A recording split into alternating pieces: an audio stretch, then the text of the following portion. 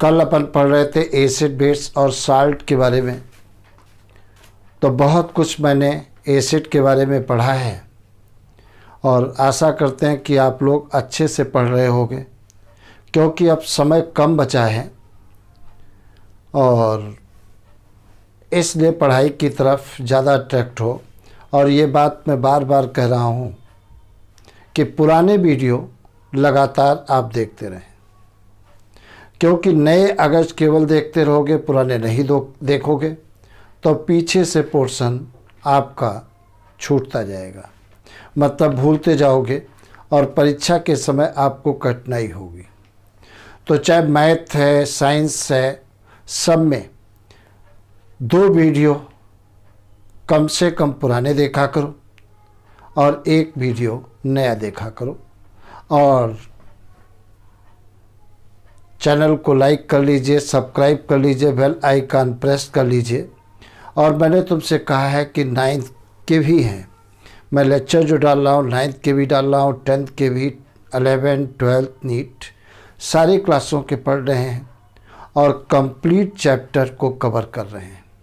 तो अगर जो लगातार वीडियो आप वॉच करते रहोगे, पढ़ते रहोगे, तो बहुत अच्छे नंबर अपनी अपनी क्लास के अंदर गेन करोगे। तो इसी के साथ में अब हम चल रहे हैं, आगे पढ़ रहे हैं। पिछली क्लास में मैंने बताया था एसिड के बारे में कंप्लीट जानकारी मैंने तुम्हें दे दी थी। आज हम तुम्हें बताने जा रहे हैं यूज ऑफ एसिड, मतलब एसिड का यूज क्या है। तो यूज ऑफ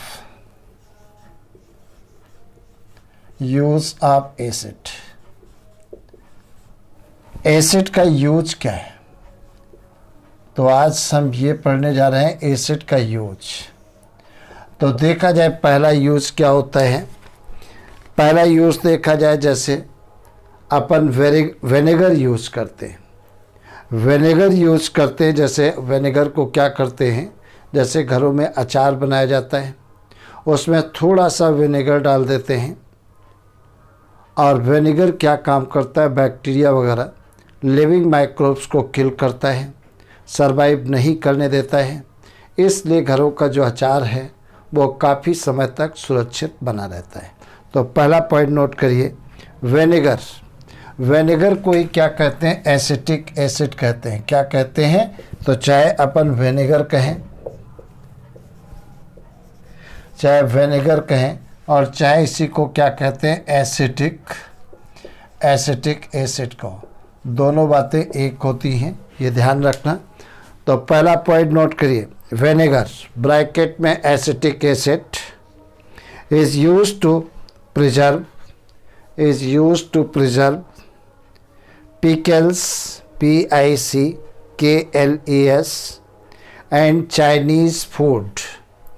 पिकल्स और चाइनीज़ फूड को प्रिजर्व करने के लिए किसका यूज़ किया जाता है, विनेगर का यूज़ किया जाता है। इसको एसिटिक एसिड कहते हैं और फार्मूला क्या होता है, CH3COOH। इसे क्या कहते हैं, एसिटिक एसिड कहते हैं। ये वीक एसिड है। दूसरा पॉइंट देखा जाए क्या होता है, अपनी बॉडी के अंदर एलिमेंट्री कैनाल में जो स्टोमक पार्ट है, स्टोमक के अंदर एक सेल पाई जाती है, ऑक्जेंटिक सेल, या इन्हीं को क्या कहते हैं, पैराइटल सेल कहते हैं। और इनके द्वारा HCl सेक्रीट होता है। स्टोमक में जो HCl सेक्रीट होता है बहुत काम करता है। एक तो ये करता है, पाइथोजनस माइक्रोब्स को किल भी करता है। और अगर फूड के साथ कोई लिविंग माइक्रोब्स पहुंच गए हैं तो उनको भी किल करने का काम करता है। अगर फूड के साथ कोई सॉलिड पार्टिकल पहुंच गया है, जैसे बोन वगैरह का, तो उसको डिसॉल्व करने का काम करता है। और इन एक्टिव एंजाइम को एक्टिव एंजाइम में कन्वर्ट करने का काम करता है। तो इस प्रकार से स्टोमक के अंदर जो HCl सेक्रेट होता है वो बहुत सारे काम करता है। तो HCl कहाँ, दूसरा पॉइंट क्या है, ये HCl कहाँ पर बनता है, ये स्टोमक में बनता है। कहाँ पर बनेगा, स्टोमक में। और स्टोमक किसका पार्ट है, एलिमेंट्री कैनाल का पार्ट है। तो नोट कर लेना, in stomach, HCl is released,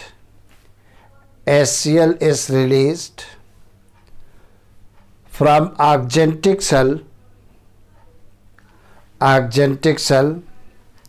makes the medium acidic,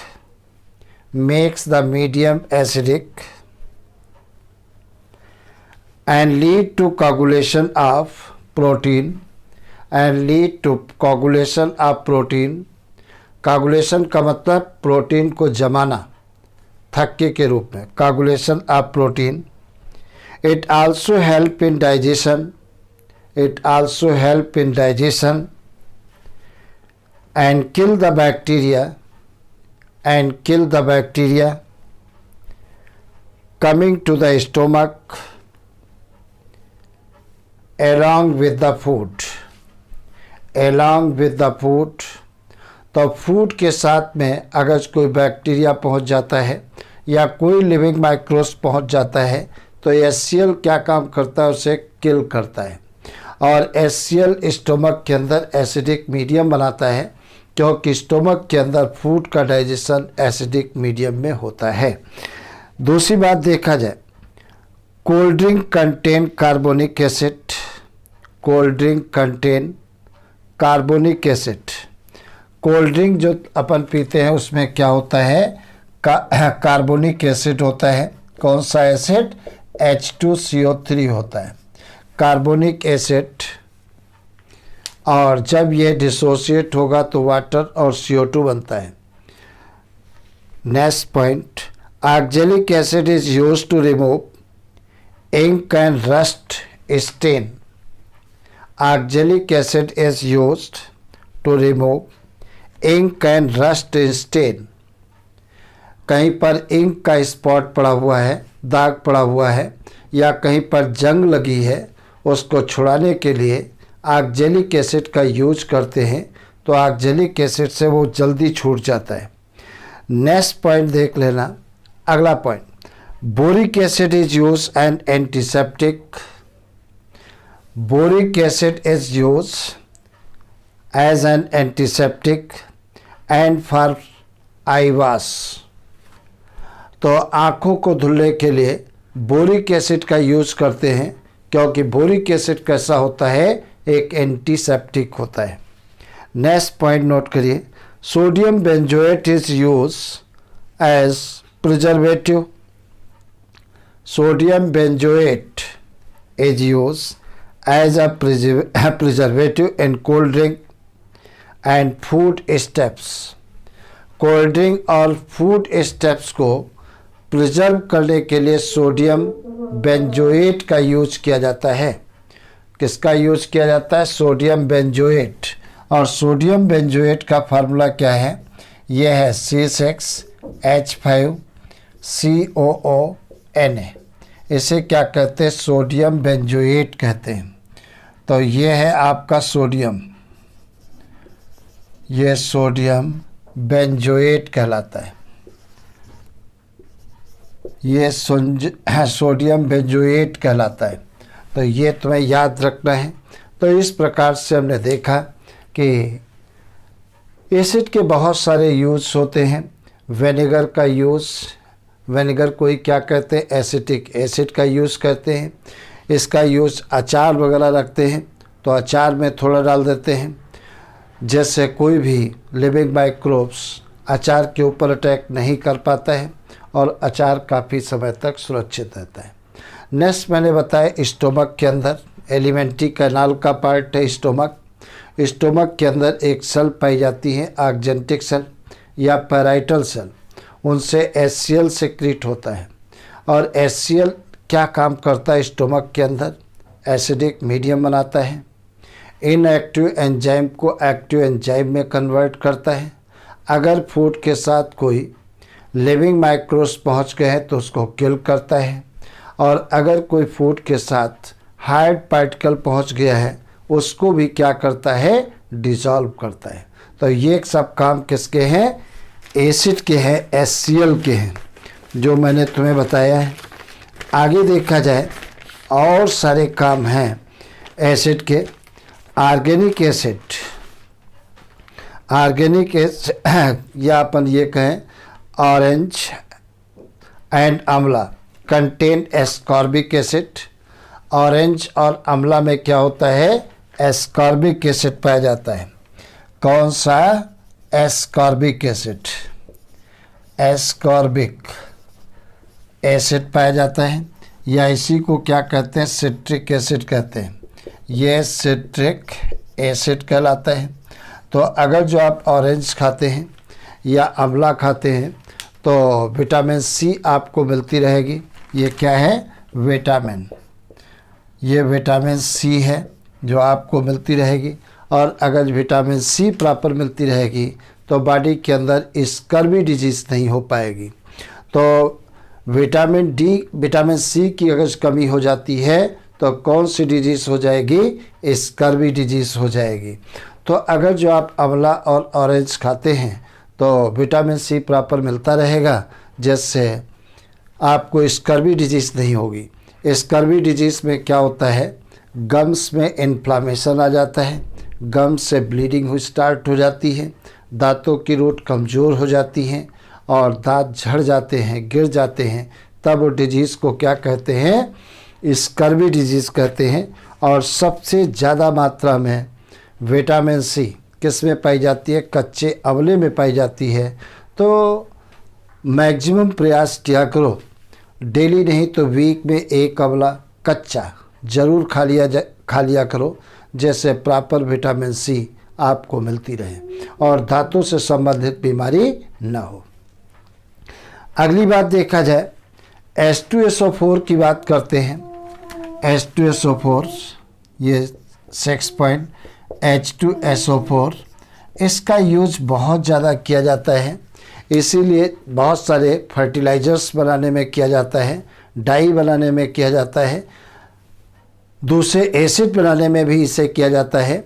इसीलिए H2SO4 को क्या कहते हैं, किंग ऑफ केमिकल भी कहते हैं, मतलब केमिकल्स का राजा कहा जाता है इसे H2SO4 को। तो एक पॉइंट नोट कर लेना, H2SO4 is used in the manufacture of fertilizers,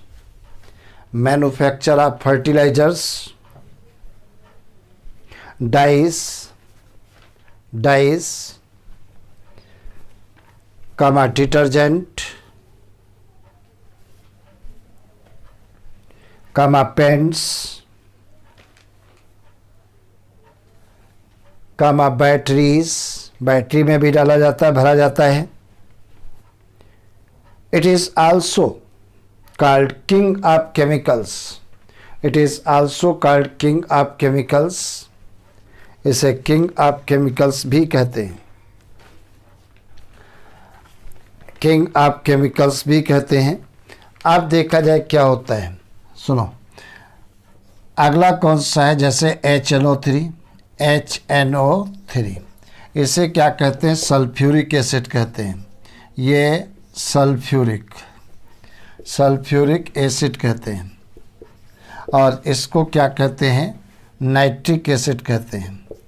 ये नाइट्रिक एसिड कहलाता है। HNO3 को क्या कहते हैं, नाइट्रिक एसिड कहते हैं। तो इसका देखा क्या यूज होता है, HNO3 use in the preparation of aqua regia.